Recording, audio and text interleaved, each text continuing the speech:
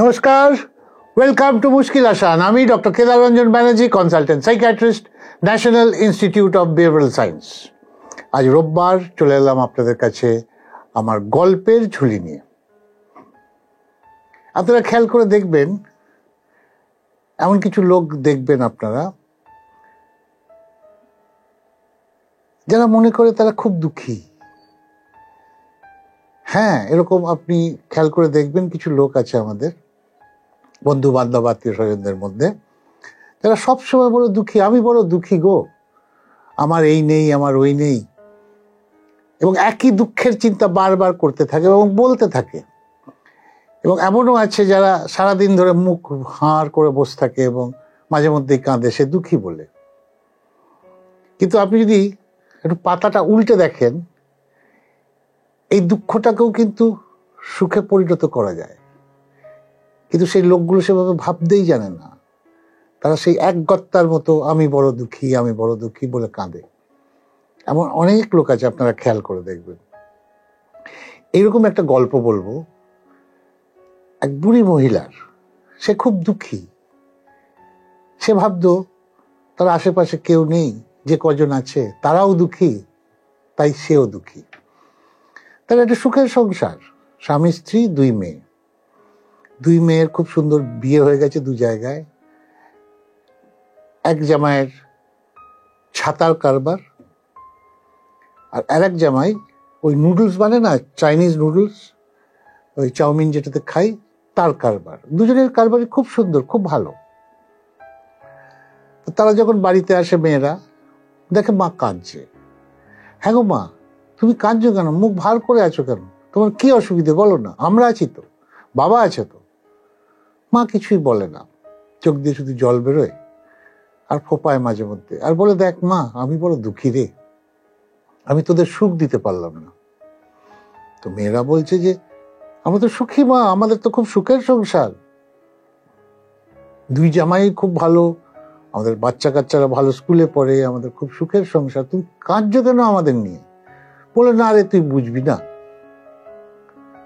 দিন যায়, মাস যায়, মেয়েদেরও খারাপ লাগে, ভদ্রলোকেরও খারাপ লাগে যে তার স্ত্রী সারাক্ষণ দুঃখী দুঃখী বলে কাঁদে। তো পাশের গ্রামে এক সাধু বাবা ছিল। সে সাধু বাবার কাছে লোকে আপদে বিপদে যেত, সাধু বাবা সাহায্য করত, বুদ্ধি দিত। একদিন ভদ্রলোক তার স্ত্রীকে নিয়ে সে সাধু বাবার কাছে গেল। সাধু বাবা, আমার স্ত্রী দেখছি গত কয়েক বছর ধরে শুধু কাঁদে আর বলে আমি বড় দুঃখী। কিন্তু সাধু বাবা, আমাদের সংসারে কোনো দুঃখ নেই, আমাদের সুখের সংসার। আমার দুই মেয়ের বিয়ে হয়ে গেছে, তাদেরও খুব সুখের সংসার। ওরা বাড়িতে আসে আনন্দ ফুর্তি করতে, কিন্তু মাকে দেখে কাঁদছে আর মা বলে আমি বড় দুঃখী, আমি তোদের সুখ দিতে পারলাম না। সাধু বাবা তখন ভদ্রলোকে বললেন, আচ্ছা ঠিক আছে, আপনি একটু বাইরে যান, আমি একটু মার সঙ্গে কথা বলে নিই।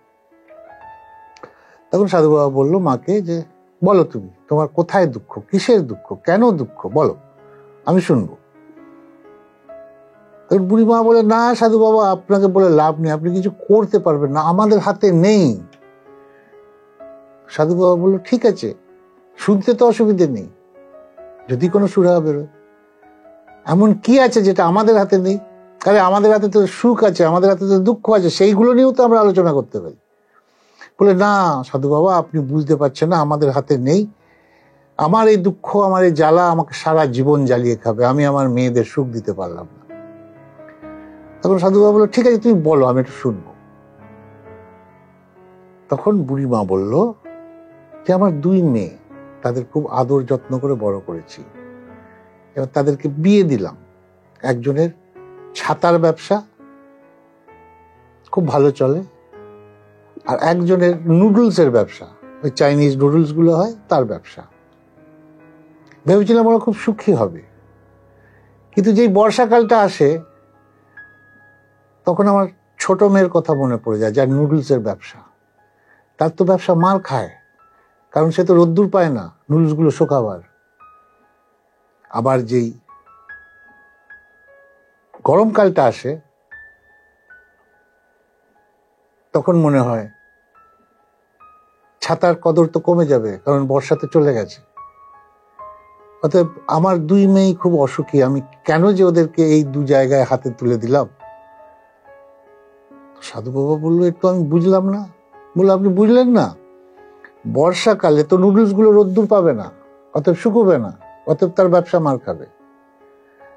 আর বর্ষাকাল পেরিয়ে গেলে তো ছাতার কদর কমে যাবে, তখন বড় মেয়ের ব্যবসা মার খাবে।